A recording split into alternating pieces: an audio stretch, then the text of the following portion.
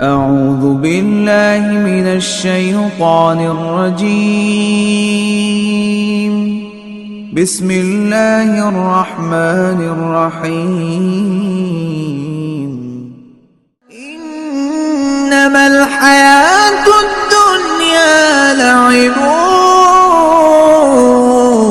وله وإن تؤمنوا وتتقوا يؤتكم أجوركم ولا يسألكم أموالكم إن يسألكموها فيحفكم تبخلوا ويخرج أضغانكم ها أنتم هؤلاء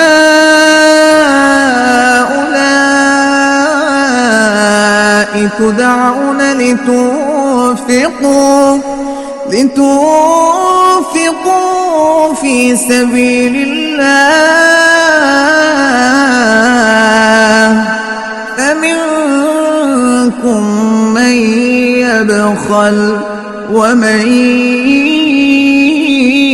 يبخل فإنما يبخل عن نفسه والله الغني وأنتم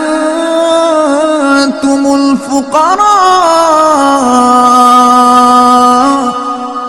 وإن تتولوا يستبدل قوما غيركم ثم لا يكونوا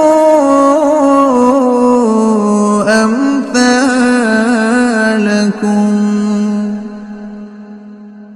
അസ്സലാമു അലൈക്കും വറഹ്മത്തുള്ളാഹി വബറകാതുഹു. ഖുർആൻ പദം 1783 ദിവസത്തിലേക്ക് എല്ലാവരെയും ഹാർദമായി സ്വാഗതം ചെയ്യുന്നു. വിശുദ്ധ ഖുർആനിലെ 47-ാമത്തെ അധ്യായമായ സൂറത്ത് മുഹമ്മദിലെ 36 മുതൽ 38 വരെയുള്ള അവസാനത്തെ 3 ആയത്തുകളാണ് ഇന്ന് പഠനവിധേയമാക്കുന്നത്. ക്ലാസ് ആരംഭിക്കുന്നതിനായി ആദരണീയനായ ഡോക്ടർ A.I. വിലായത്തുള്ള സാഹിബിനെ ക്ഷണിക്കുന്നു. السلام عليكم ورحمة الله وبركاته. أعوذ بالله من الشيطان الرجيم.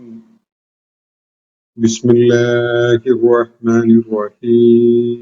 إنما الحياة الدنيا لعب ولهو وإن تؤمنوا وتتقوا يؤتكم أجوركم ولا يسألكم أموالكم إن يسألكموها فيحفكم تبخلوا ويخرج أضغانكم ها أنتم هؤلاء تدعون لتنفقوا في سبيل الله فمنكم من يبخل ومن يبخل فإنما يبخل عن نفسه والله الغني وأنتم الفقراء وإن تتولوا يستبدل قوما غيركم ثم لا يكونوا أمثالكم.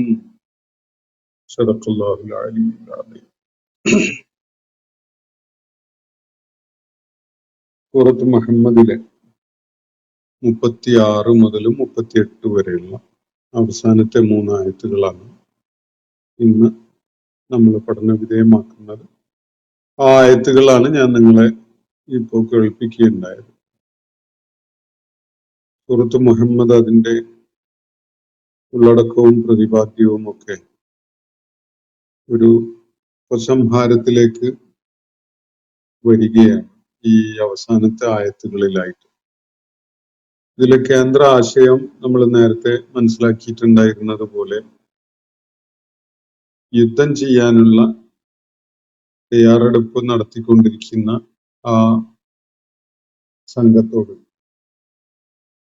എങ്ങനെയാണ് നിശ്ചയദാർഢ്യത്തോടെ ദൃഢചിത്തതയോടെ ശത്രുവിനെ നേരിടേണ്ടത് എന്നതാണ് സൂറത്തിന്റെ ഏകദേശം ആദ്യ ഭാഗത്ത് തന്നെ പഠിപ്പിക്കുന്നത് നമ്മൾ കാണുകയുണ്ടായി. ആ വിഷയവുമായി ബന്ധപ്പെട്ടുകൊണ്ടുള്ള തുടർ ചർച്ചകളും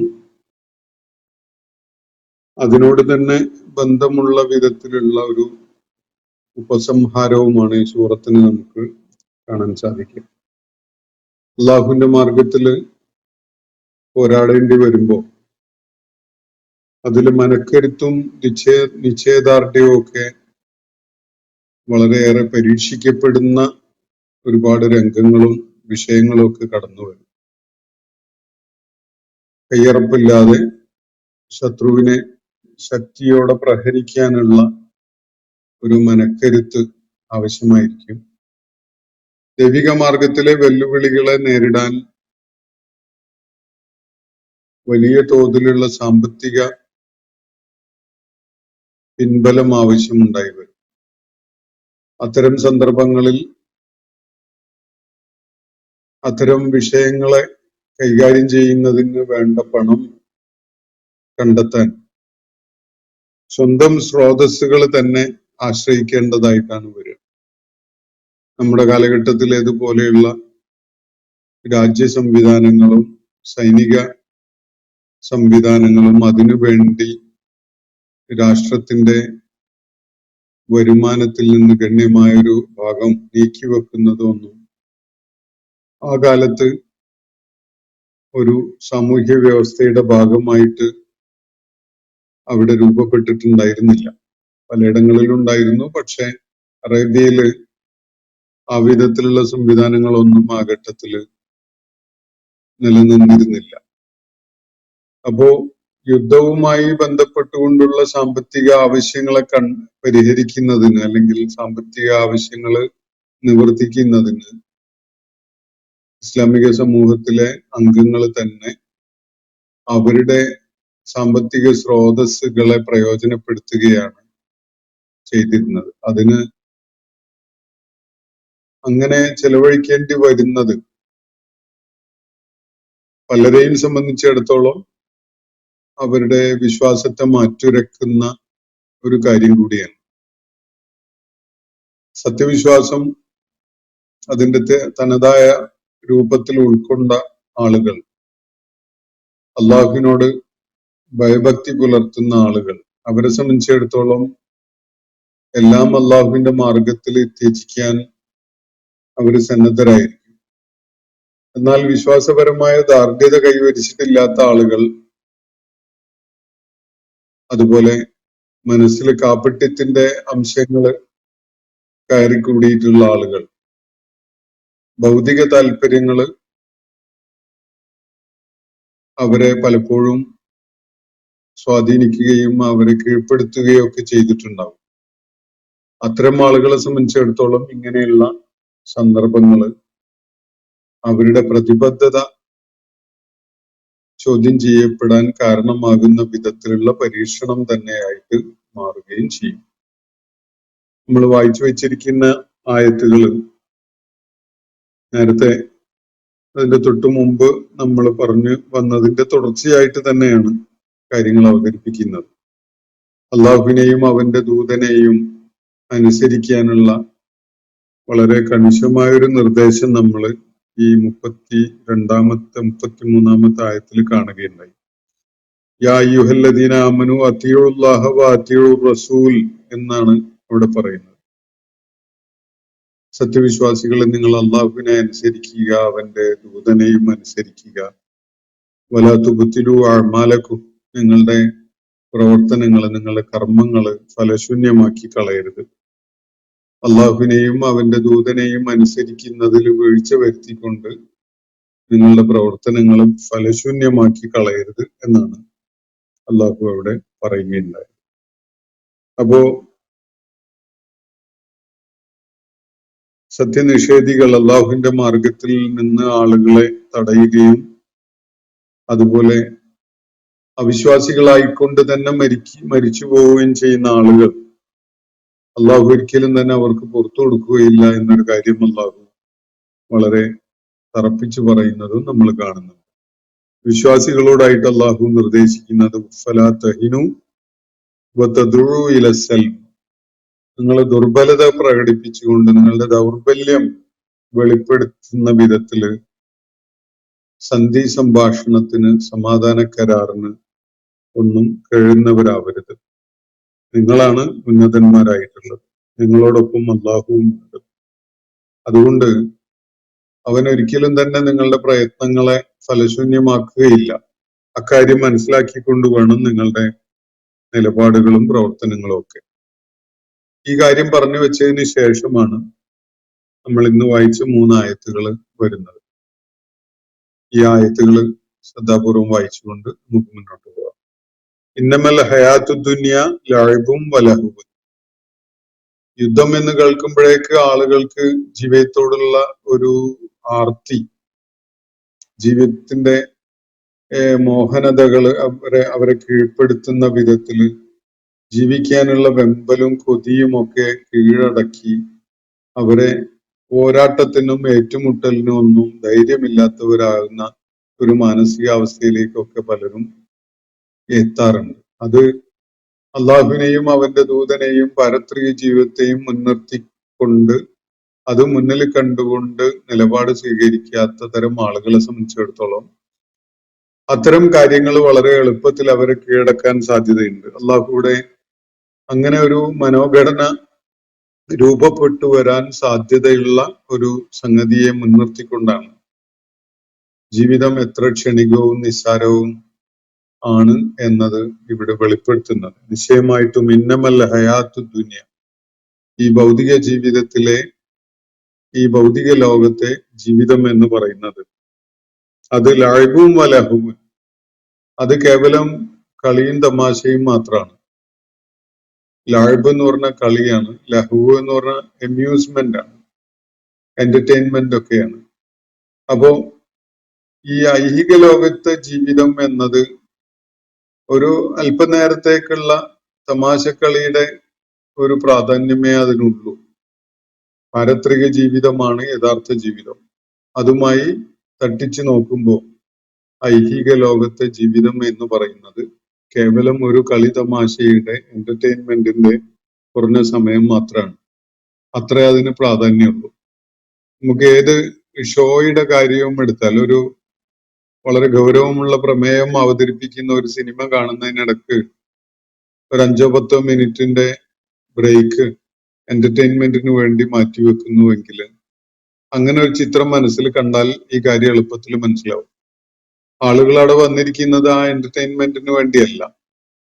യഥാർത്ഥത്തിൽ ആ ഗൗരവമുള്ള പ്രമേയത്തോടു കൂടിയുള്ള ആ സിനിമ അതിന്റെ സന്ദേശം ശരിയായ നിലക്ക് ഉൾക്കൊണ്ടുകൊണ്ട് അത് വാച്ച് ചെയ്യാൻ വേണ്ടിയാണ് അവർ വന്നിരിക്കുന്നത്. പക്ഷെ അതിനിടക്ക് ചില ബ്രേക്കും ഇന്റർവെല്ലും അതുപോലെയുള്ള എന്റർടൈൻമെന്റും ഒക്കെ ഉണ്ടാവാം എന്നതാണ്.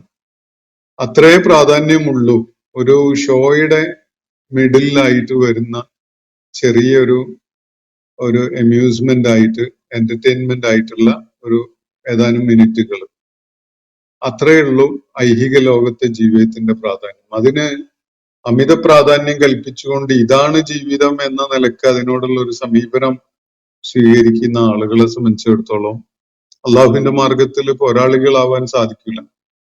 അവർ ഈ ജീവിതം തന്നെയാണ് ജീവിതം എന്ന് ധരിച്ചിട്ട് അത് നഷ്ടപ്പെടാതിരിക്കാൻ, പരിക്കേൽക്കാതിരിക്കാൻ, ജീവഹാനി ഉണ്ടാവാതിരിക്കാൻ ഒക്കെയുള്ള അമിതമായ കരുതലും ശ്രദ്ധയും ഒക്കെ ആയിരിക്കും.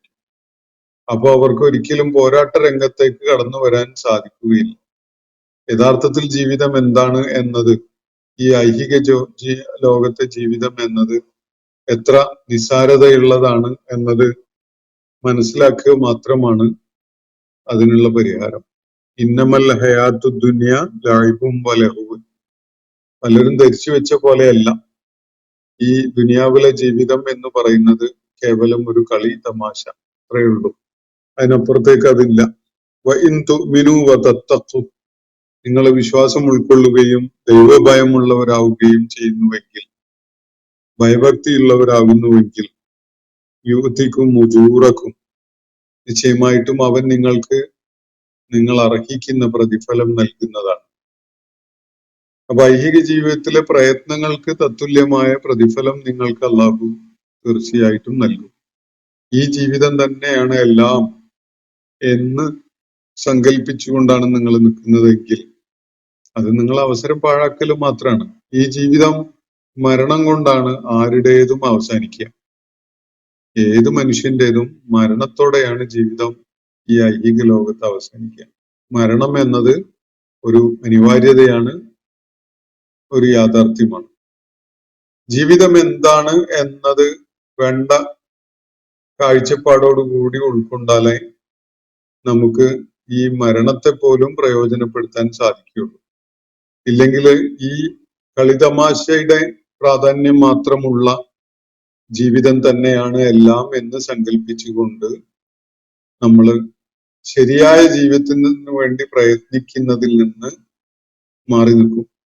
അത് നമ്മളെ ദിശാബോധമില്ലാത്തവരാക്കി മാറ്റും, ലക്ഷ്യം പ്രാപിക്കാൻ കഴിയാത്തവരാക്കി മാറ്റും.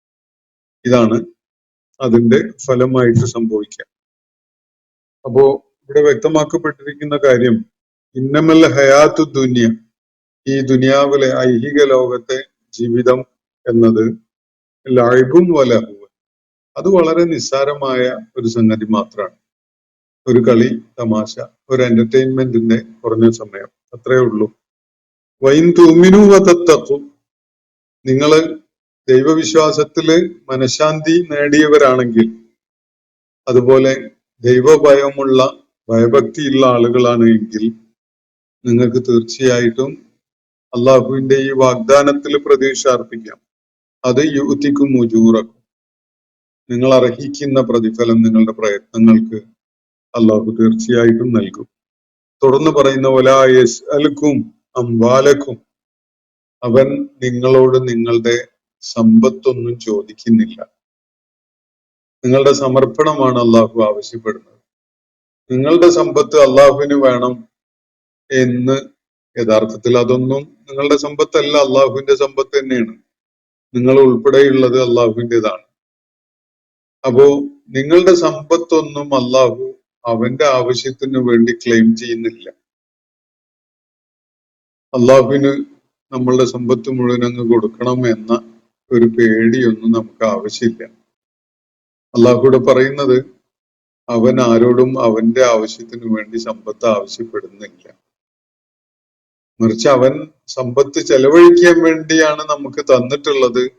അത് ഏറ്റവും അനുയോജ്യമായ കാര്യങ്ങൾക്ക് ചെലവഴിക്കുകയാണ് വേണ്ടത് എന്നതാണ് അവൻ പറയുന്നത്. അത് അവന്റെ പ്രയോജനത്തിന് വേണ്ടിയുള്ളതല്ല, മനുഷ്യരാശിയുടെ പ്രയോജനത്തിന് വേണ്ടിയുള്ളതാണ്. അത് ചിലപ്പോ ദാരിദ്ര്യം അനുഭവിക്കുന്നവർക്ക് വേണ്ടി ചെലവഴിക്കേണ്ടി വരും, പട്ടിണി കിടക്കുന്നവർക്ക് വേണ്ടി ചെലവഴിക്കേണ്ടി വരും, വിദ്യാഭ്യാസം ലഭിക്കാതെ സാമ്പത്തിക ശേഷി ഇല്ലാത്തതിന്റെ പേരിൽ വിദ്യാഭ്യാസത്തിന് അവസരം കിട്ടാത്തവർക്ക് വേണ്ടി ചെലവഴിക്കേണ്ടി വരും. അതേപോലെ തന്നെ സമൂഹത്തില് നീതിയുടെ അടിത്തറയിലുള്ള ഒരു സാമൂഹ്യ വ്യവസ്ഥ നിലനിർത്താൻ വേണ്ടി അല്ലെങ്കിൽ ഉണ്ടാക്കിയെടുക്കാൻ വേണ്ടിയുള്ള പോരാട്ടങ്ങൾക്കും അത് വേണ്ടി വരും. കാരണം അങ്ങനെ സ്വന്തം ധനം ചെലവഴിച്ചുകൊണ്ട് പ്രയത്നങ്ങൾ നടത്തിയാൽ മാത്രമേ ഒരു നീതിയുടെയും സത്യത്തിന്റെയും അടിസ്ഥാനത്തിലുള്ള ഒരു സാമൂഹ്യ രാഷ്ട്രീയ ക്രമം ലോകത്ത് നിലവിൽ വരികയുള്ളൂ. അങ്ങനെ വരുന്നില്ലെങ്കിൽ വലിയ അരാജകത്വവും അക്രമവും അതുപോലെ നെറികേടും അനീതിയും ഒക്കെയാണ് ഇവിടെ കൊടികുത്തി വാഴുക. അതില്ലാണ്ടാക്കണമെങ്കിൽ നിങ്ങളുടെ മനസ്സിന്റെ സന്നദ്ധതയോടെ, നിങ്ങളുടെ ശരീരം സമർപ്പിക്കാനുള്ള ഒരുക്കത്തോടെ, നിങ്ങളുടെ സമ്പത്ത് ആ മാർഗത്തിൽ വ്യയം ചെയ്യാനുള്ള ഒരുക്കത്തോടെ പോരാടാൻ സന്നദ്ധരാവേണ്ടതുണ്ട്. അതിന് ഒരു സമൂഹം ഒരുങ്ങുമ്പോൾ മാത്രമേ ആ സമൂഹത്തിന് ജീവിക്കാനുള്ള അർഹത പോലും ഉണ്ടായി വരുള്ളൂ. ഇല്ലെങ്കിൽ അവർ മറ്റുള്ളവര് ചവിട്ടി തേക്കുന്ന, മറ്റുള്ളവർക്ക് ട്രാമ്പിൾ ചെയ്യാനുള്ള ആളുകൾ മാത്രമായിട്ട് മാറും. ചരിത്രത്തിൽ അങ്ങനെ പല സമൂഹങ്ങളും അധപ്പതനത്തിലേക്കും അധമത്വത്തിന്റെ എല്ലാ പടികളിലേക്കും അങ്ങനെ ചവിട്ടി താഴ്ത്തപ്പെട്ടതും നമുക്ക് കാണാം. പോരാടേണ്ട ഘട്ടത്തിൽ പോരാടാൻ കൂട്ടാക്കാതിരിക്കുമ്പോൾ, പല ഭൗതിക താല്പര്യങ്ങളുടെയും പിടിയിലായി നിലകൊള്ളുമ്പോൾ തീർച്ചയായിട്ടും അത് വലിയ തിരിച്ചടിയായി മാറും. തലമുറകളോളം ഒരു മോചനം ലഭിക്കാത്ത ഒരു ദുരന്തത്തിലേക്ക് ആ സമൂഹം കൂപ്പുകുത്തും. ഇവിടെ അള്ളാഹു പറയുന്നത്,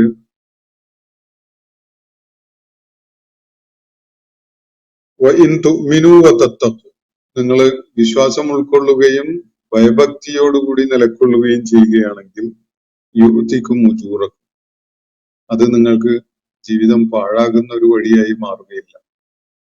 നിങ്ങളുടെ അർഹതക്കനുസരിച്ച് നിങ്ങളുടെ പ്രയത്നത്തിനുള്ള പ്രതിഫലം തീർച്ചയായിട്ടും അവൻ നിങ്ങൾക്ക് നൽകും.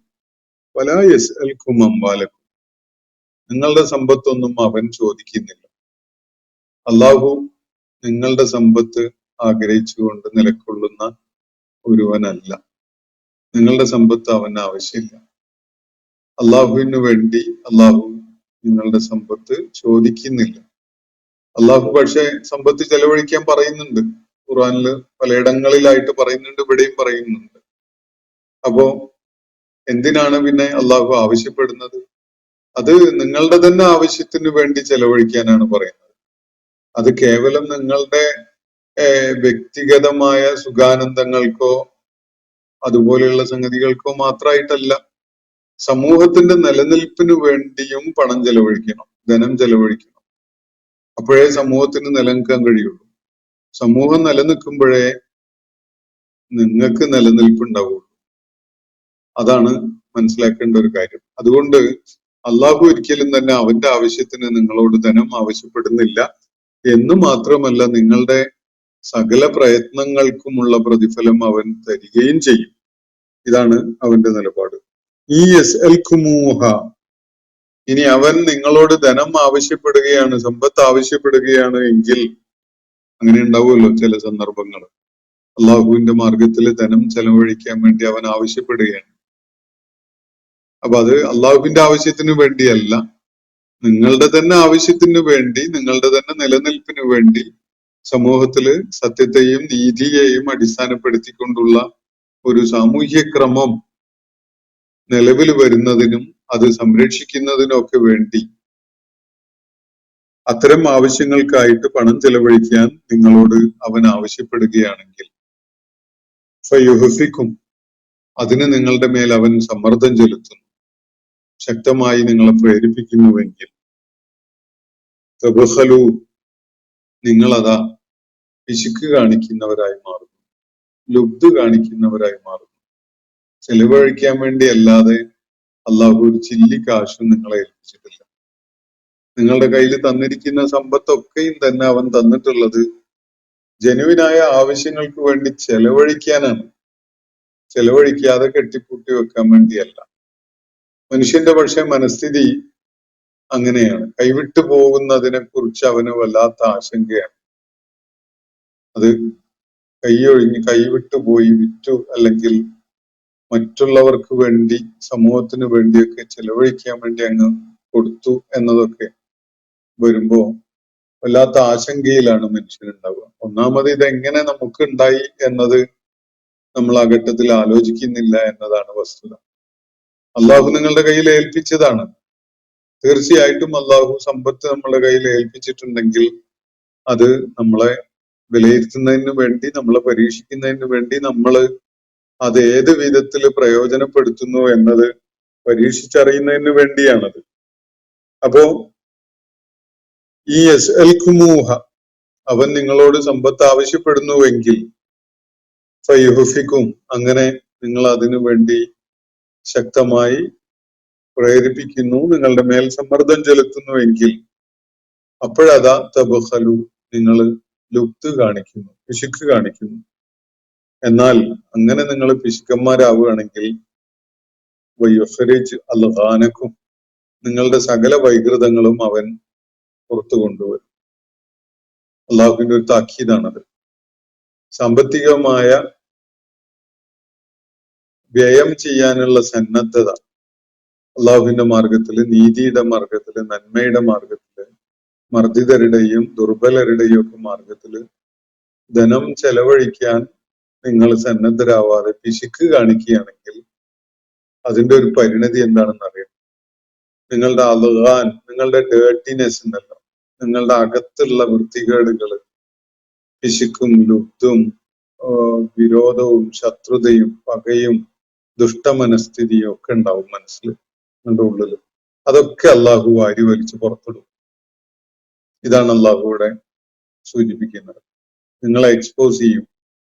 അള്ളാഹു നിങ്ങൾക്ക് തന്നിട്ടുള്ള സമ്പത്ത് അവന്റെ മാർഗത്തിൽ ശരിയായ ആവശ്യങ്ങൾക്കായി വിനിയോഗിക്കാൻ സമയാസമയങ്ങളിൽ സന്നദ്ധരാവുന്നില്ല, നിങ്ങൾ പിശുക്കാണ് കാണിക്കുന്നതെങ്കിൽ അൽഗാനക്കും, നിങ്ങളുടെ അൽഗാൻ, നേരത്തെ ഈ പദം വന്നിട്ടുണ്ട് തൊട്ട് മുന്നിലുള്ള ഏതാനും ആയത്തുകളുടെ ഇടയിൽ. ലഹന എന്നതിന്റെ ബഹുവചനാണ്. ലഹന എന്ന് പറഞ്ഞാൽ നിങ്ങളുടെ പോരായികള്, വീഴ്ചകള്, അല്ലെങ്കിൽ നിങ്ങളുടെ ദൗർബല്യങ്ങള്, നിങ്ങളിലെ ദൂഷ്യങ്ങള്, ഇതൊക്കെ അവൻ പുറത്തു കൊണ്ടുവരും. അപ്പോ ധനം ചെലവഴിക്കുന്നത് നിങ്ങളുടെ വ്യക്തിത്വത്തിന് തന്നെ വലിയ മഹത്വം കൈവരിക്കാൻ കൂടി ഉപകരിക്കുന്ന ഒരു കാര്യമാണ്. ഏത് മനുഷ്യനും അവരുടെ ഒരാളുടെ പല ദൗർബല്യങ്ങളും ചാപല്യങ്ങളും ഒക്കെ ഉണ്ടാവും, വീഴ്ചകളും പോരായികകളും അതുപോലെ വ്യക്തിത്വത്തിന്റെ പരിമിതികളും ഒക്കെ ഉണ്ടാവും. ഇതൊക്കെ തന്നെ അങ്ങനെ പുറത്ത് വെളിപ്പെടുന്ന ഒരവസ്ഥ ഉണ്ടാവുകയാണെങ്കിൽ ഒരാൾക്കും ഭൂമുഖത്ത് തലയുയർത്തി നടക്കാൻ കഴിയില്ല. ശിരസ് കുനിച്ചുകൊണ്ടല്ലാതെ മുന്നോട്ട് പോകാൻ ഒരാൾക്കും കഴിയില്ല. കാരണം പല വിധത്തിലുള്ള മറ്റുള്ളവർ അറിയുന്നതിന് നമ്മൾ ഇഷ്ടപ്പെടാത്ത പല നെഗറ്റീവ് ആസ്പെക്ട്സും നമ്മളിലൊക്കെ ഉണ്ടാവാം.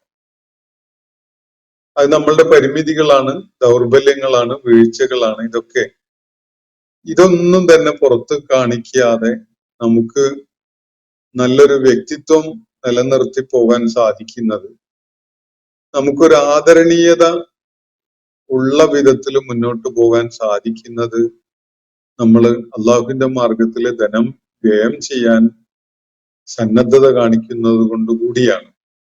അതിന് സന്നദ്ധത ഇല്ലാതെ ലുബ്ധാണ് നിങ്ങൾ കാണിക്കണമെങ്കിൽ നിങ്ങളുടെ വ്യക്തിത്വത്തെ അങ്ങനെ കേടുപാടില്ലാതെ കാത്തു സംരക്ഷിക്കുക എന്നത് അള്ളാഹു ഒരു ചുമതലയായിട്ട് ഏറ്റെടുക്കുന്നില്ല.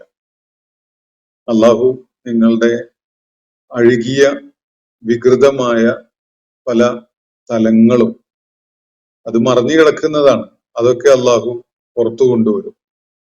നിങ്ങളെ അവൻ എക്സ്പോസ് ചെയ്യും.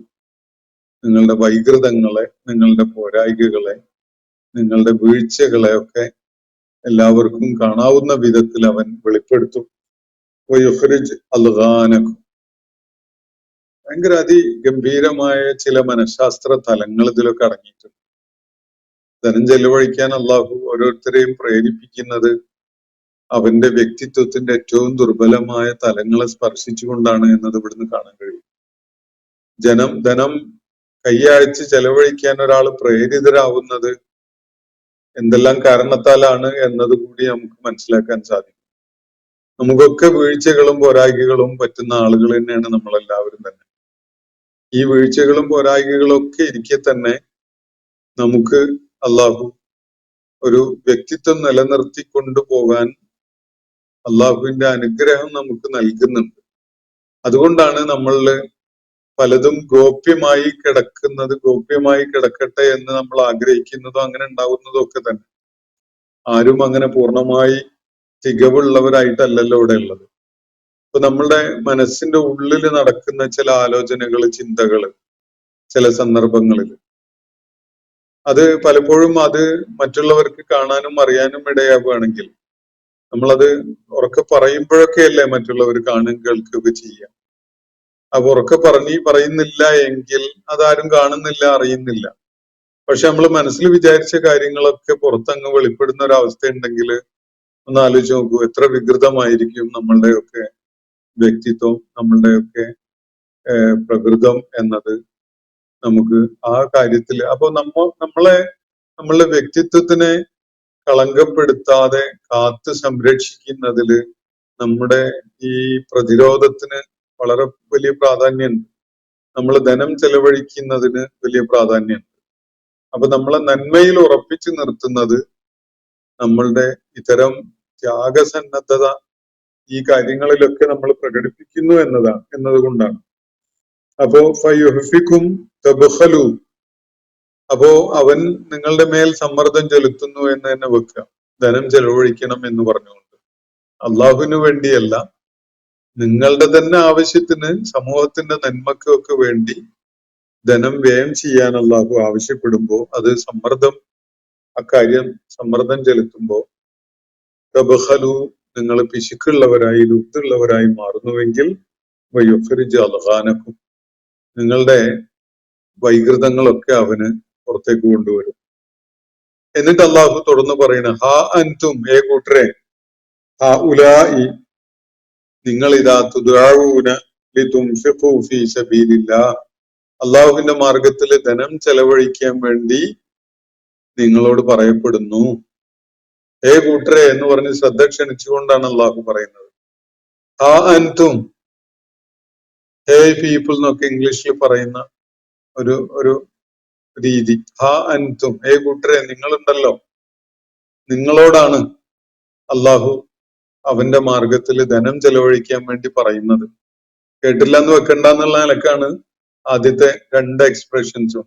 ഹാ അൻതും ഹാ ഉല എന്ന് പറഞ്ഞു കഴിഞ്ഞാല് പിന്നെ അത് നിങ്ങളോടാണ് എന്നുള്ളൊരു സംശയവും വേണ്ട, അത് നിങ്ങളോട് തന്നെയാണ്. ഹാ അൻതും, ഇത് വേറെ ആരോടെങ്കിലാണ്, ഞാനൊന്നും അതിൽ പെടൂല, അതുകൊണ്ട് തൽക്കാലം ഞാൻ അതിന് ഇറങ്ങിത്തിരിക്കേണ്ടതില്ല എന്നൊന്നും ആരും കരുതണ്ട എന്ന ഒരു സ്വരം അതിലുണ്ട്. ഹാ അൻതും ഹാ ഉലായി, ഏ കൂട്ടരെ, നിങ്ങളോടാണ് ഈ പറയണത് എന്ന് പറഞ്ഞുകൊണ്ട് അള്ളാഹു പറയുകയാണ്. തുദഊന ലിതുൻഫിഖൂ ഫീ സബീലില്ലാഹ്, അള്ളാഹുവിന്റെ മാർഗത്തിൽ ചെലവഴിക്കാൻ വേണ്ടിയാണ് നിങ്ങൾ ആഹ്വാനം ചെയ്യപ്പെടുന്നത്, നിങ്ങളോട് പറയപ്പെടുന്നത്. ഫമിൻകും, അപ്പോഴതാ നിങ്ങളുടെ കൂട്ടത്തില് മയ്യബ്ഖലു, പിശുക്ക് കാണിക്കുന്നവർ, നിങ്ങളുടെ കൂട്ടത്തിൽ ലുബ്ധ് കാണിക്കുന്നവരതാ. വമയ്യബ്ഖൽ, ഇനി ആരെങ്കിലും ലുബ്ധ് കാണിക്കുന്നുവെങ്കിൽ എന്താണ് അതിന്റെ കഥ? അവന് വല്ല നേട്ടം ഉണ്ടാക്കുന്നുണ്ടോ? ആരെങ്കിലും ലുബ്ധ് കാണിക്കുന്നുണ്ടെങ്കിൽ ഫഇന്നമാ യബ്ഖലു അൻ നഫ്സി, അവനോട് തന്നെ, അവന്റെ കാര്യത്തിൽ തന്നെയാണ് ലുബ്ധ് കാണിക്കുന്നത്, പിശുക്ക് കാണിക്കുന്നത്. അള്ളാഹു പറയുന്ന ആ വാചകത്തിന്റെ ഒരു അന്തരാർത്ഥം ഒന്ന് ആലോചിച്ച് നോക്കൂ. നിങ്ങളോട് ധനം ചെലവഴിക്കാൻ വേണ്ടി അള്ളാഹു പറയുന്നു, അള്ളാഹുവിന്റെ മാർഗത്തിലാണ് ധനം ചെലവഴിക്കേണ്ടത്. അത് പറയുമ്പോ നിങ്ങളത് പിശുക്കന്മാരായി മാറും. എന്നാൽ പിശുക്കിന്റെ ഫലം എന്താണെന്ന് നിങ്ങൾ ആലോചിച്ചിട്ടുണ്ടോ? നിങ്ങൾ പിശുക്ക് കാണിക്കുന്നു എന്ന് പറഞ്ഞാൽ നിങ്ങൾ ഒന്നാമതായിട്ട് പിശുക്ക് കാണിക്കുന്നത് നിങ്ങളോട് തന്നെയാണ്. നിങ്ങൾക്ക് ധനം ഏറ്റവും ആവശ്യമുണ്ടാകുന്ന സന്ദർഭങ്ങൾ വരാനുണ്ട്, ധാരാളം. ജീവിതത്തിൽ, ഐഹിക ജീവിതത്തിലും വരാനുണ്ട്, പാരത്രിക ജീവിതത്തിലും നിങ്ങൾക്ക് പല വിധത്തിലുള്ള ദൈവിക അനുഗ്രഹവും കിട്ടേണ്ട സന്ദർഭം വരാനുണ്ട്. അത്തരം സന്ദർഭങ്ങളിൽ നിങ്ങൾക്ക് കിട്ടേണ്ട ദൈവിക സഹായം, ദൈവിക പിൻബലം, അതാണ് നിങ്ങൾ വേണ്ടെന്ന് വെക്കുന്നത്. പിശുക്ക് കാണിച്ചാൽ അതിന്റെ അർത്ഥം നിങ്ങൾക്ക് തന്നെ പിശുക്ക് കാണിക്കുന്നു, നിങ്ങളോട് തന്നെ പിശുക്ക് കാണിക്കുന്നു എന്ന് പറഞ്ഞാൽ നമ്മൾ ലുബ്ധ് കാണിച്ചാൽ അള്ളാഹു നമുക്കുള്ളത് ലുബ്ധോട് കൂടിയേ തരുള്ളൂ. ആവശ്യമുള്ള ഘട്ടത്തിൽ കിട്ടിക്കൊള്ളണമെന്നില്ല. ഔദാര്യം കാണിക്കേണ്ടടുത്ത് അവൻ ഔദാര്യം കാണിക്കാതിരിക്കും. അതുപോലെ നമുക്കൊരുപാട് വിട്ടുവീഴ്ച ചെയ്ത് മാപ്പാക്കി തരേണ്ട, അതൊരു ഔദാര്യമാണല്ലോ, അള്ളാഹുവിന്റെ വലിയൊരു ഔദാര്യമാണ്. നമ്മുടെ പിഴവുകള്, വീഴ്ചകള്, പോരായികള്, ഇതിലൊക്കെ വിട്ടുവീഴ്ചാപൂർവം നമ്മളോട് പെരുമാറുന്നു എന്ന് പറയുന്നത് അള്ളാഹുവിന്റെ ഔദാര്യമാണ്. ആ ഔദാര്യമാണ് നിങ്ങൾ നഷ്ടപ്പെടുത്തുന്നത്. നിങ്ങൾ പിശുക്ക് കാണിക്കുന്നു എന്ന് പറഞ്ഞാൽ നിങ്ങൾ യഥാർത്ഥത്തിൽ പിശുക്ക് കാണിക്കുന്നത് നിങ്ങളോട് തന്നെയാണ്. കാരണം നിങ്ങൾ അതൊരു വാതിൽ അടച്ചിടുകയാണ്. അതിലൂടെ പിശുക്ക് കാണിക്കുന്നവൻ, അവന് അള്ളാഹുവിന്റെ അടുക്കൽ നിന്ന് വരേണ്ട ഔദാര്യം, അനുഗ്രഹങ്ങള്, അവന്റെ വിശാല മനസ്കത, അവന്റെ മഗ്ഫിറത്ത്, ഇതൊക്കെ ലഭിക്കുന്നതിനുള്ള വാതിൽ അങ്ങ് അടച്ചിടുകയാണ് നിങ്ങൾ യഥാർത്ഥത്തിൽ ചെയ്യുന്നത്. ധനം ചെലവഴിക്കുന്നതോ, ശരിയായ മാർഗത്തിൽ ധനം ചെലവഴിക്കുന്നത് നിങ്ങൾ അവന്റെ അനുഗ്രഹങ്ങൾ കരഗതമാവാൻ വേണ്ടിയുള്ള വാതിലുകൾ തുറന്നിടുന്ന പോലെയാണ്. അപ്പൊ അള്ളാഹുവിടെ പറയുന്ന ആരെങ്കിലും പിശുക്ക് കാണിക്കുന്നുണ്ടെങ്കിൽ മനസ്സിലായിക്കോളൂ, ഫഇന്നമാ യബ്ഖലു അൻ നഫ്സി, അവൻ പിശുക്ക് കാണിക്കുന്നത് വേറെ ആരോടുമല്ല, അവനോട് തന്നെയാണ് പിശുക്ക് കാണിക്കുന്നത്. ഇപ്പൊ നമ്മുടെ മുന്നിൽ ജനുവിനായ ആവശ്യങ്ങളുമായിട്ട്, വലിയ സാമ്പത്തിക ആവശ്യങ്ങളൊക്കെ ആയിട്ട് പലരും എത്തുമ്പോ നമ്മളുടേതുപോലെയുള്ള ആവശ്യമായിട്ട് നമ്മൾ കണ്ടുകൊണ്ട് നമ്മൾ അതിന് ഒരു കൈനീട്ടം നൽകാൻ മുതിരുന്നില്ല എങ്കിൽ യഥാർത്ഥത്തിൽ അത് നമ്മൾ അക്കാര്യത്തിൽ സ്വീകരിക്കുന്ന നിലപാട്, നമ്മുടെ മുന്നിൽ വന്നത് അള്ളാഹുവിന്റെ അനുഗ്രഹം വേണോ എന്ന് ചോദിച്ചുകൊണ്ടുള്ള ഒരു മലക്കാണ് എന്ന് സങ്കല്പിച്ചു നോക്കൂ. സഹായം തേടിക്കൊണ്ട് വന്ന ഒരാള് യഥാർത്ഥത്തിൽ അയാൾക്ക് വേണ്ട സഹായമാണ് ആവശ്യപ്പെട്ടതെങ്കിലും അള്ളാഹുവിന്റെ കണക്കിൽ അത് മോനെ അള്ളാന്റെ സഹായം ആയിട്ടാണ് ഞാൻ വന്നിട്ടുള്ളത്, കുറച്ച് എടുത്തു തരട്ടെ വേണോ എന്ന് ചോദിക്കുന്ന പോലെയാണത്. അപ്പൊ ഒരാള് ധനം ചെലവഴിക്കേണ്ട സന്ദർഭം ഉണ്ടായിട്ട് അത് ചെലവഴിക്കാതെ കടച്ചു കളയുമ്പോൾ സംഭവിക്കുന്നത് അള്ളാഹുവിന്റെ അനുഗ്രഹവുമായി അള്ളാഹു പറഞ്ഞയച്ചൊരു മലക്കിനെ പുറത്തു നിർത്തി വാതിൽ കൊട്ടിയടക്കുക എന്നതാണ്. ആരെങ്കിലും ധനം ചെലവഴിക്കുന്നതിന് പിശുക്ക് കാണിക്കുന്നുവെങ്കിൽ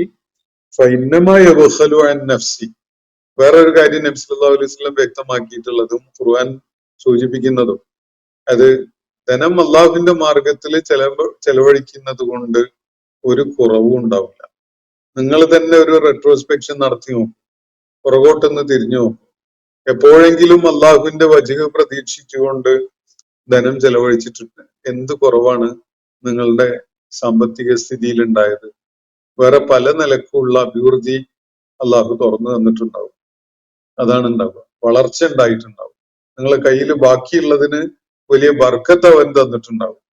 ഇനി അത് ചെയ്യാതിരുന്നാലോ, ഒരു ഹോസ്പിറ്റൽ കേസോ അപ്പുറത്ത് എന്തെങ്കിലും ഒരു ആക്സിഡന്റോ വേറെ എന്തെങ്കിലും ഒക്കെ ഉണ്ടായി അത് ഒരുപാട് പ്രയാസങ്ങൾ അനുഭവിക്കേണ്ടി വന്നുകൊണ്ട് അത് ചെലവഴിക്കേണ്ടി വരികയാണ് നമ്മൾ കാണുന്നത്. പിശുക്കിനുള്ള പ്രത്യക്ഷത്തിലുള്ള ഒരു മറുപടി അതാണ് ഉണ്ടാവുക.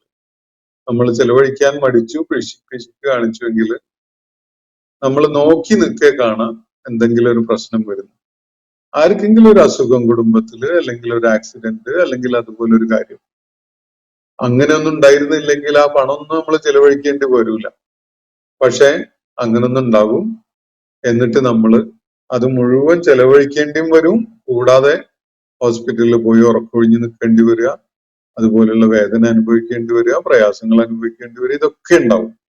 ഇതൊക്കെ പരീക്ഷണങ്ങളാണ്. അള്ളാഹു നമ്മുടെ ലുബ്ദിന് നൽകുന്ന മറുപടി യുലുഗിനും അവന്റെ അൽഗാനിനെ നമ്മളുടെ ഇവിടെ സൂചിപ്പിച്ചല്ലോ, അതിന് അള്ളാഹു വയുഖ്രിജു അൽഗാനക്കും എന്ന് പറഞ്ഞില്ലേ, നിങ്ങളുടെ എന്താ പറയുക വൈകൃതങ്ങളെ അവൻ പുറത്തേക്ക് എടുത്തിടും. ഇതുപോലെ തന്നെയാണ് സമ്പത്ത് ചെലവഴിക്കാനും മടി കാണിക്കുന്നവർക്ക് നഫ്സി, അയാളോട് തന്നെയാണ് പിശുക്ക് കാണിക്കുന്നത്. പിന്നീട് അയാള് ആ ലുബ്ദിന്റെ ഫലം അയാള് സ്വയം തന്നെ അനുഭവിച്ചറിയും. ആ സമയത്ത് അള്ളാഹുവിന്റെ മാർഗത്തിൽ ജനുവിനായ ആവശ്യത്തിന് വേണ്ടി പണം ചെലവഴിക്കുന്ന ആളുകള് ജീവിതത്തിൽ പല വിധത്തിലുള്ള വിശാലതയും ഉണ്ടായി വരുന്നതായിട്ട് കാണും, അനുഭവിക്കും. അള്ളാഹു അയാൾക്ക് വേണ്ടി നിശ്ചയിച്ച ഒരു അസുഖം, അല്ലെങ്കിൽ ഒരു അപകടം, അല്ലെങ്കിൽ ഒരു പ്രയാസം സദഖയുടെ ബലത്തില് അള്ളാഹു തട്ടിമാറ്റും. സദഖ റദ്ദുൽ ബല ആണ് എന്ന് നബി സല്ലല്ലാഹു അലൈഹി വസല്ലം പറഞ്ഞിട്ടുണ്ട്. പരീക്ഷണങ്ങൾ തടഞ്ഞു നിർത്തുന്ന ഒരു വളരെ വലിയൊരു ഒരു സുഹൃതമാണ് ധനം ദാനം ചെയ്യുക എന്നത്, മറ്റുള്ളവർക്ക് വേണ്ടി ചെലവഴിക്കുക എന്നുള്ളത്. അപ്പോ യഥാർത്ഥത്തിൽ ജീവിതത്തിൽ ഐശ്വര്യമില്ലാതാവുന്നത് നമ്മൾ കാണുന്നുണ്ടെങ്കിൽ എവിടെയോ നമ്മൾക്ക് വീഴ്ച വന്നിട്ടുണ്ട് എന്നത് മനസ്സിലാക്കണം. ജീവിതത്തിന്റെ ഐശ്വര്യം ഇല്ലാണ്ടാവുകയാണ്, അവിടെയും പ്രശ്നം ഇവിടെയും പ്രശ്നം, ആകെ ബുദ്ധിമുട്ട് എന്ന് നിങ്ങൾക്ക് തോന്നുന്ന ഒരവസ്ഥ വന്നാൽ ഉടനെ നമ്മളൊരു ആത്മവിചാരണക്ക് സന്നദ്ധാവണം. ആരോടോ അർഹതയുള്ള ആർക്കോ നമ്മളുടെ വിഹിതം കൊടുക്കാതെ മടി കാണിച്ചു, ലുബ്ധ് കാണിച്ചു എന്ന് നമ്മൾ കണ്ടെത്തും. അതിനുള്ള ഒരു ആത്മപരിശോധന നടത്തുക. മറ്റുള്ളവരെ അല്ല വിലയിരുത്തേണ്ടത്, നമ്മളെ തന്നെയാണ് വിലയിരുത്തേണ്ടത്. അപ്പൊ നഫ്സി, ഒരാള് ലുബ്ധ് കാണിക്കുന്നുവെങ്കിൽ അവൻ അയാളോട് തന്നെയാണ് ലുബ്ധ് കാണിക്കുന്നത്. വല്ലാഹുൽ ഗനിയ്യ്, അള്ളാഹു ഐശ്വര്യവാനാണ് കൂട്ടരെ. നിങ്ങളുടെ ഈ നക്കാപ്പീച്ചൊന്നും അള്ളാഹ്ക്ക് വേണ്ട. നിങ്ങളുടെ കയ്യിലുള്ളതും അതിന്റെ എത്രയോ ഇരട്ടിയും അവൻ്റെതായിട്ട് തന്നെ ഉണ്ട്. അവന് നിങ്ങളുടെ ഈ വിഹിതങ്ങളൊന്നും വേണ്ട, പക്ഷെ നിങ്ങളുടെ തന്നെ ഗുണത്തിന് വേണം. അതാണ് അള്ളാഹു പറയും വല്ലാഹുൽ ഗനിയ്യ്, അള്ളാഹു ഐശ്വര്യവാനാണ്, സമ്പന്നനാണ്, എല്ലാം തികഞ്ഞവനാണ്, അവനൊന്നിന്റെ പോരായികയില്ല. വഅൻതുമുൽ ഫുഖറാ, നിങ്ങളാണ് പോരായികയുള്ളവർ, നിങ്ങളാണ് ആവശ്യക്കാർ. എന്നും എന്തിനും ആവശ്യം ഉള്ളവര് നിങ്ങളാണ്. നിങ്ങളുടെ കയ്യിലുള്ളത് തീർന്നു പോകും, ഇനി നിരന്തരമായി കിട്ടിക്കൊണ്ടിരിക്കുന്നത് നിലച്ചു പോകും. ഇങ്ങനെയൊക്കെയുള്ള ആശങ്ക നിങ്ങൾക്കല്ലേ ഉള്ളത്? നിങ്ങൾക്ക് എന്നും ആവശ്യങ്ങൾ ഉണ്ടാവും. നിങ്ങൾ ഫക്കീറുമാരാണ്, ദരിദ്രന്മാരാണ്, അല്ലെങ്കിൽ ആവശ്യക്കാരാണ്. അള്ളാഹു അങ്ങനെയല്ല. അള്ളാഹു ഐശ്വര്യവാനാണ്. അവന് സകലതും അവൻ്റെതാണ്. ആവശ്യമുള്ളതൊക്കെയും സൃഷ്ടിക്കാനും അവന് സാധിക്കുകയും ചെയ്യും. അതുകൊണ്ട് അള്ളാന്റെ ദാരിദ്ര്യം തീർക്കാൻ വേണ്ടിയാണ് നിങ്ങൾ ധനം ചെലവഴിക്കുന്നത് എന്ന് കരുതരുത്. നിങ്ങളാണ് ആവശ്യക്കാര്. നിങ്ങൾക്ക് ദൈവിക അനുഗ്രഹങ്ങൾ നിരന്തരം കിട്ടാൻ അർഹത ഉണ്ടാവണം. അതിന് ഉപാധി എന്താണ്? അള്ളാഹ് നിങ്ങളെ കയ്യിൽ തന്നത് ആദ്യം ചെലവഴിക്കുക എന്നുള്ളതാണ്. തന്നതൊക്കെയും നിങ്ങൾ അവന്റെ മാർഗത്തില് ശരിയായ ആവശ്യങ്ങൾക്ക് ചെലവഴിക്കുമ്പോഴാണ് അവൻ നിങ്ങൾക്ക് കൂടുതൽ തരാൻ സന്നദ്ധനാവുക. അതാണ് അതിനുള്ള വഴി. ധനം ഇങ്ങനെ മറ്റുള്ളവർക്ക് വേണ്ടി, അല്ലെങ്കിൽ പ്രയാസം അനുഭവിക്കുന്നവരുടെ പ്രയാസം നീക്കുന്നതിന് വേണ്ടി, അല്ലെങ്കിൽ ഭൂമുഖത്ത് സത്യവും നീതിയും നടപ്പിലാക്കുന്ന ഒരു പരിശ്രമത്തിന് വേണ്ടി, അല്ലെങ്കിൽ നന്മക്ക് വേണ്ടി പോരാടാനുള്ള രംഗത്ത് ഒക്കെ ചെലവഴിക്കേണ്ടി വരുമ്പോ അത് ചെലവഴിച്ചത് കൊണ്ട് ഭൂമുഖത്ത് ഒരാളും ദരിദ്രനായിട്ടില്ല. അത് നമ്മൾ പലപ്പോഴും വളരെ സാത്വികരായി ജീവിക്കുന്ന ആളുകളുടെ ജീവിതം വിലയിരുത്തിയാൽ കാണാൻ കഴിയും. അവര് വല്ലാതെയൊന്നും വരുമാനമൊന്നും ആയിക്കൊള്ളണമെന്നില്ല. തുച്ഛമായ വരുമാനമായിരിക്കും. പക്ഷെ അതുകൊണ്ട് അവര് വലിയ ഐശ്വര്യത്തിൽ ജീവിക്കുന്നുണ്ടാവും. ദാരിദ്ര്യം മറ്റുള്ളവരറിയാതെ, അല്ലെങ്കിൽ ഇല്ലായികയും വല്ലായികയും വെളിപ്പെടാതെ തൃപ്തിയോടുകൂടി അവർക്ക് ജീവിക്കാൻ പറ്റുന്നുണ്ടാവും. സമ്പത്ത് ഒരുപാട് വാരിക്കൂട്ടി കട്ടും കവർന്നും അന്യന്റെ അർഹത പിടിച്ചു വെച്ചും ഒക്കെ നമ്മളുടേതാക്കിക്കൊണ്ട് ജീവിക്കുന്ന തരം ആളുകൾ, അതൊന്ന് ശ്രദ്ധിച്ചാൽ മതി. അവർക്ക് എല്ലാം ഉണ്ടാവും, പണമൊക്കെ വലിയ ബാങ്ക് ബാലൻസും അതും ഇതൊക്കെ ഉണ്ടാവും. പക്ഷെ ജീവിതത്തിൽ ഒരു സന്തോഷമോ വർക്കത്തോ ഒരു ഐശ്വര്യമൊന്നും അനുഭവിച്ചോളണമെന്നില്ല. അതാണ് അള്ളാഹു നൽകുന്ന ഒരു സൂചന. അപ്പൊ അള്ളാഹു ആണ് ഐശ്വര്യവാൻ, നിങ്ങൾ ആവശ്യക്കാരാണ്, നിങ്ങൾ ഫുഖറ ആണ്, നിങ്ങൾ ദരിദ്രരാണ്. ദരിദ്രർ എന്ന് പറഞ്ഞാൽ തന്നെ ആവശ്യക്കാരാണ്. ഒരുപാട് ആവശ്യങ്ങളുള്ള ഒരാളെയാണ് ദരിദ്രൻ എന്ന് പറയുക. അപ്പോ നിങ്ങളാണ് ആവശ്യക്കാര്, നിങ്ങളാണ് ദാരിദ്ര്യം ഉള്ളത്. അള്ളാഹു ഐശ്വര്യവാനാണ്, അവന് നിങ്ങളുടെ സമ്പത്തൊന്നും ആവശ്യമില്ല. വൈൻ തതവല്ലൗ, ഇനി ഇതിനൊന്നും കൂട്ടാക്കാതെ നിങ്ങൾ അങ്ങ് പിന്തിരിഞ്ഞു പോവുകയാണെന്ന് വെച്ചോളൂ. അള്ളാഹുവിന്റെ മാർഗത്തിൽ പോരാടാനും നിങ്ങൾക്ക് ഒരുക്കമില്ല. ആ ആവശ്യത്തിന് വേണ്ടി പണം ചെലവഴിക്കാനും നിങ്ങൾക്ക് സന്നദ്ധതയില്ല. അങ്ങനെ ഒരു സംഗതി കേൾക്കുമ്പോഴേക്ക് നിങ്ങൾ ബേജാറെടുത്ത് ഓടുകയാണ്. ഇതൊക്കെയാണ് നിങ്ങളുടെ നിലപാട് എങ്കിൽ, വൈൻ തതവല്ലൗ, നിങ്ങൾ പിന്തിരിഞ്ഞു പോവുക തന്നെയാണെങ്കിൽ, യസ്തബ്ദിൽ ഖൗമൻ ഖൈറക്കും, ഒരു സംശയവും വേണ്ട, നിങ്ങളല്ലാത്തൊരു കൂട്ടരെ അവൻ പകരം കൊണ്ടുവരും.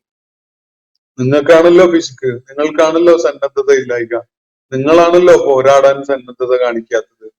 അതുകൊണ്ട് ഈ ഒരു കാര്യം നിങ്ങൾ ഉറപ്പിച്ചോളൂ. നാളെ മറ്റന്നാളായിട്ട് അള്ളാഹ് നിങ്ങളെ ആ സ്ഥാനങ്ങളിൽ നിന്ന് നീക്കും. എന്നിട്ട് വേറൊരു കൂട്ടരെ അവിടെ കൊണ്ടുവരും. അവരോ സുമ്മലായക്കൂനു അംസാലക്കും, അവര് നിങ്ങളെപ്പോലെ ആവുകയില്ല കേട്ടോ. ഇതാണ് അള്ളാഹു പറയുന്നത്. എല്ലാവരും നിങ്ങളെപ്പോലെ പിശുക്കന്മാരാകും ആ സ്ഥാനത്ത് എത്തുമ്പോ എന്ന് നിങ്ങൾ കരുതണ്ട. അങ്ങനെ ഒരാളും അള്ളാഹുവിന്റെ മാർഗത്തില് കയ്യയച്ച് ചെലവഴിക്കുന്നവരും അവന്റെ മാർഗത്തിൽ പോരാടാൻ സന്നദ്ധരാകുന്നവരുമായിട്ടില്ല. ഞങ്ങളൊക്കെ പോലെ തന്നെയാണ് എല്ലാവരും എന്ന് കരുതിയിട്ട് നിങ്ങളെ സമാധാനിക്കുന്നു വേണ്ട. നിങ്ങൾ അതിന് സന്നദ്ധരാകുന്നില്ല, പിന്തിരിഞ്ഞു പോവുക തന്നെയാണ് എങ്കിൽ മനസ്സിലാക്കിക്കൊള്ളുക, നിങ്ങളല്ലാത്ത മറ്റൊരു കൂട്ടരെ തീർച്ചയായിട്ടും അള്ളാഹു ആ സ്ഥാനത്തേക്ക് കൊണ്ടുവരും. സംഘടിത സമൂഹങ്ങളിൽ പലരും തട്ടിമാറ്റപ്പെടുന്നതും, പലരും അപ്രസക്തരായി മാറുന്നതും, പലരും അള്ളാഹു ആവശ്യപ്പെട്ട കാര്യങ്ങളിൽ നിന്നും മുഖം തിരിച്ചു പോയപ്പോ അള്ളാഹു അവരെ അങ്ങ് നീക്കി ആ സ്ഥാനത്തേക്ക് വേറെ ചില സംഘങ്ങളെ കൊണ്ടുവരുന്നതും ഒക്കെ സാമൂഹ്യ ശാസ്ത്രപരമായ ചരിത്ര പഠനം നടത്തിയാൽ നമുക്ക് നമ്മുടെ സമകാലിക ചരിത്രത്തിൽ നിന്ന് തന്നെ കാണാൻ കഴിയും, മനസ്സിലാക്കാൻ കഴിയും. അള്ളാഹു അങ്ങനെയാണ്. അള്ളാഹു ആർക്കും അവന്റെ ഫേവർ എല്ലാ കാലത്തേക്കുമായിട്ട് അങ്ങ് എഴുതി കൊടുത്തിട്ടില്ല. ഒരു കൂട്ടർ അള്ളാന്റെ മാർഗത്തിൽ അർപ്പിക്കാൻ സന്നദ്ധരാവാതെ പിശുക്കും മടിയും ജീവത്യാഗത്തിനുള്ള സന്നദ്ധതയില്ലാതെയായി മാറിയാൽ അള്ളാന്റെ ഒരു പോളിസി എന്താണ്? അവരെ അങ്ങ് അല്ല മാറ്റും. യസ്തബ്ദിൽ ഖൗമൻ ഗൈറക്കും, എന്നിട്ട് നിങ്ങളല്ലാത്ത ഒരു കൂട്ടരെ അവിടെ വേറൊരു സമൂഹത്തെ ആ സ്ഥാനത്തേക്കായിട്ട് അള്ളാഹു കൊണ്ടുവരും. അവരും നിങ്ങളെ പോലെ തന്നെ ആകുമെന്നാണ് നിങ്ങൾ മനസ്സിൽ സ്വകാര്യമായിട്ട് വിചാരിക്കുന്നുണ്ടാകുക അല്ലെ. എന്നാൽ അങ്ങനെയല്ല കേട്ടോ എന്നാണ് അള്ളാഹു പറയുന്നത്. അവർ ഇനി വരുന്ന ഒരു കൂട്ടർ ഞങ്ങളെ പോലെ തന്നെ വെടക്കാച്ചികളാകും എന്ന് ആണ് നിങ്ങൾ മനസ്സിന്റെ ഉള്ളില് സ്വകാര്യമായിട്ട് ആശ്വസിക്കാൻ വേണ്ടി കരുതിയതെങ്കിൽ അള്ളാഹു പറയുകയാണ് സുമ്മലായക്കൂനും അംസാലക്കും, പിന്നെ അവര് നിങ്ങളെ പോലെ ആവൂല. അത് നിങ്ങൾ അങ്ങനെ കരുതണ്ട. ഇപ്പൊ നമ്മള് ഫലസ്തീന്റെ ചരിത്രം തന്നെ സമീപകാല ചരിത്രം വെച്ചുകൊണ്ടൊന്ന് പരിശോധിച്ചാൽ അത് മനസ്സിലാവും. ഒരു ഘട്ടത്തിൽ ഫലസ്തീൻ വിമോചന പ്രസ്ഥാനം സയനിസ്റ്റുകളുടെ ചട്ടുകമായി മാറി, വഞ്ചനയിൽ അകപ്പെട്ടു, അള്ളാഹുവിനെ മുന്നിൽ കണ്ടുകൊണ്ടുള്ള നിലപാടുകൾ സ്വീകരിക്കാൻ കഴിയാത്തവരായി. പിന്നെ നമ്മൾ കാണുന്നത് ഒരു ഇടവേളയ്ക്ക് ശേഷം ആ ഒരു സമൂഹം അധികാരത്തിന്റെ പുറകെ കിട്ടിയ നക്കാപ്പീച്ചകൾ ആസ്വദിച്ചുകൊണ്ട് കഴിയുന്നവരൊക്കെയായി മാറിയ ഘട്ടത്തില് അവരെ അങ്ങ് നീക്കിയിട്ട് അള്ളാഹുവിന്റെ മാർഗത്തിൽ പോരാടുന്ന ഒരു സംഘത്തെ പകരം അള്ളാഹു കൊണ്ടുവരുന്ന ഒരു കാഴ്ചയാണ് നമ്മൾ കണ്ടത്. അത് നമുക്കറിയാം, യാസിർ അറഫാത്തിന്റെ കാലം മുതൽ ഇങ്ങോട്ട് തന്നെ ഹമാസ് രംഗത്ത് വരുന്നത് വരെയുള്ള കാലത്ത് പരിശോധിച്ചാൽ ആ ഒരു മറ്റൊരു കൂട്ടരെ അള്ളാഹു കൊണ്ടുവരുന്നു എന്ന് പറയുന്ന ഒരു കാര്യമുണ്ടല്ലോ. അള്ളാഹു നിങ്ങളോട് ആവശ്യപ്പെട്ടത് നിർവഹിക്കാൻ നിങ്ങൾ കൂട്ടാക്കാതെ ആവുമ്പോ നിങ്ങളങ്ങ് മാറ്റും. അല്ല, നിങ്ങളെ വഷളാക്കും. നിങ്ങളുടെ ലുബ്ധ്, നിങ്ങളുടെ സന്നദ്ധതയില്ലായ്ക, നിങ്ങളുടെ ഈമാനില്ലായ്ക, നിങ്ങളുടെ അധൈര്യം ഒക്കെ പലയിടത്ത് ആയിട്ട് വെളിപ്പെടും. എന്നിട്ട് പകരമായിട്ട് അള്ളാഹു എന്താ ചെയ്യുന്നത്? യസ്തബ്ദിൽ ഖൗമൻ ഗൈറക്കും, നിങ്ങളല്ലാത്തൊരു കൂട്ടരെ അവൻ കൊണ്ടുവരും. അങ്ങനെ കൊണ്ടുവന്ന കൂട്ടര് നിങ്ങളെ പോലെ ആവുമോ? അല്ല എന്നതാണ് പിന്നിട്ട മാസങ്ങളിൽ നമുക്ക് ഹമാസിന്റെ പോരാളികളും ഒക്കെ നമ്മളെ കൺമുന്നിൽ തെളിയിച്ചിട്ടുള്ള ഒരു കാര്യം. അവര് അള്ളാഹുവിന്റെ മാർഗത്തിൽ പൂർണ്ണമായി അർപ്പിക്കാൻ സന്നദ്ധത കാണിച്ച ഒരു ചിത്രമാണ് നമുക്ക് കാണാൻ കഴിഞ്ഞിട്ടുള്ളത്. അവര് നിങ്ങളെ പോലെ ആവില്ല എന്നാണ് അള്ളാഹ് ഇവിടെ പറയുന്നത്. അത് ഒരു മനഃശാസ്ത്രപരമായ ഒരു പറച്ചിൽ കൂടിയാണ്. നമ്മളൊരു കാര്യം ഇപ്പൊ നമുക്ക് ഒരു തിരിച്ചടി ഉണ്ടായാലും ഇപ്പൊ അങ്ങനെയാണല്ലോ, ക്ലാസ്സിൽ പരീക്ഷയ്ക്ക് നമ്മൾ തോറ്റുപോയി എങ്കിലും മറ്റു പലരും തോറ്റിട്ടുണ്ട് എന്ന് കാണുമ്പോൾ നമുക്ക് വലിയൊരു ആശ്വാസമാണ്. അങ്ങനെയാണല്ലോ നമ്മളെ മനസ്സ് പ്രവർത്തിക്കുന്നത്. നമ്മൾ തോറ്റുപോയി, സാരമില്ല, ക്ലാസ്സിൽ കൂടുതൽ കുട്ടികളും തോറ്റതാണ് എന്നത്, അത് വലിയൊരു ആശ്വാസം എന്ന് നമ്മൾ കാണും. ഇതുപോലെ ഒരവസ്ഥ നമ്മള് അള്ളാഹു ആവശ്യപ്പെട്ടത് കൊടുക്കാതിരുന്നതിന്റെ പേരിൽ, അതിന് സന്നദ്ധരാകാതിരുന്നതിന്റെ പേരിൽ നമ്മൾ അങ്ങ് അള്ളാഹു അങ്ങ് തുടച്ചു നീക്കിയാൽ ഇനി ഒരു കൂട്ടരെ കൊണ്ടുവന്ന ഒരു നമ്മളൊക്കെ പോലെ ആവും, മനുഷ്യന്മാര് തന്നെയല്ലേ അവര് എന്നുള്ള ഒരു ആലോചനയാണ് നമ്മളെ ആശ്വസിപ്പിക്കാൻ ഒരു പക്ഷെ ഉണ്ടാവുക. പക്ഷെ അള്ളാഹു ആ ആലോചനയുടെ കടക്കി തന്നെ കത്തി വെച്ചുകൊണ്ട് പറയുകയാണ് സുമ്മലായകൂനു അംസാലക്കും, പിന്നെ അവര് നിങ്ങളെപ്പോലെയുള്ളവരാവില്ലട്ടോ, അവര് വേറൊരു കൂട്ടരായിരിക്കും. അവര് പോരാട്ടത്തിന് സന്നദ്ധതയുള്ള അള്ളാഹുവിന്റെ മാർഗത്തില് സകലതും ത്യജിക്കാനുള്ള ഒരുക്കമുള്ള ആളുകളായിരിക്കും. അവര് നിങ്ങളെപ്പോലെ ആവുകയില്ല എന്നാണ് അള്ളാഹു പറഞ്ഞു. സൂറത്ത് അതിന്റെ ആശയപരമായ ഗാംഭീര്യത്തോടു കൂടി തന്നെ ഈ ആയത്തോടെ 38-ാമത്തെ ആയത്തോടെ അവസാനിക്കുകയാണ്. സൂറത്ത് മുഹമ്മദിന്റെ പഠനമാണ് നമ്മളിവിടെ പൂർത്തിയാക്കിയിട്ടുള്ളത്. ഇൻഷാ അല്ലാഹ് 1-2 ദിവസങ്ങൾ നമുക്കിതിനെ തുടർന്നുള്ള ഈ സൂറത്തിന്റെ പഠനവേളയിൽ ഉന്നയിക്കപ്പെട്ട ചോദ്യങ്ങളുമായിട്ട് അവയ്ക്കുള്ള പ്രതികരണങ്ങളും ഒക്കെയായിട്ട് കഴിയാം. അള്ളാഹു നമ്മെ എല്ലാവരെയും അനുഗ്രഹിക്കുമാറാവട്ടെ. വാസിർ ദഅവാന അനിൽ ഹംദുലില്ലാഹി റബ്ബിൽ ആലമീൻ. അസ്സലാമു അലൈക്കും വറഹ്മത്തുള്ളാഹി വബറകാതുഹു. ഇന്നത്തെ ഖുർആൻ പദം ഇവിടെ സമാപിക്കുന്നു. ഖുർആൻ പഠനത്തിൽ പങ്കെടുത്ത എല്ലാവർക്കും അല്ലാഹു അർഹമായ പ്രതിഫലം നൽകി അനുഗ്രഹിക്കട്ടെ. വആഖിർ ദഅവാന അനിൽ ഹംദുലില്ലാഹി റബ്ബിൽ ആലമീൻ. അസ്സലാമു അലൈക്കും വറഹ്മത്തുള്ളാഹി വബറകാതുഹു.